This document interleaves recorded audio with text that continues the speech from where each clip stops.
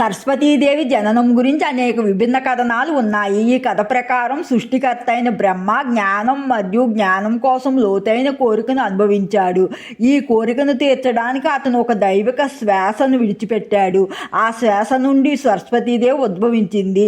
ఆమె జనన కథ యొక్క మరొక వెర్షన్ ఆమెను ఆదిమ జలాలతో కలుపుతుంది. జ్ఞానం యొక్క స్వచ్ఛత మరియు స్పష్టతను సూచిస్తూ సరస్వతి విశ్వసముద్రం నుండి జన్మించిందని చెప్తారు. నీటి నుండి ఆమె ఆవిర్భావం అన్ని సృష్టి యొక్క మూలం మరియు జీవనాధారంతో ఆమెను ఉన్న సంబంధాన్ని సూచిస్తుంది. కొన్ని పురాణాలు, పురాతన హిందూ గ్రంథాలు సరస్వతి జననాన్ని ధ్వని భావనతో ముడిపెడతారు. వారు ఆమెను ఓం అనే దైవిక అక్షరం నుండి ఉద్భవించిందని వర్ణిస్తారు. ఇది అన్ని సృష్టిలకి మూలంగా పరిగణించబడే పవిత్ర శబ్దం.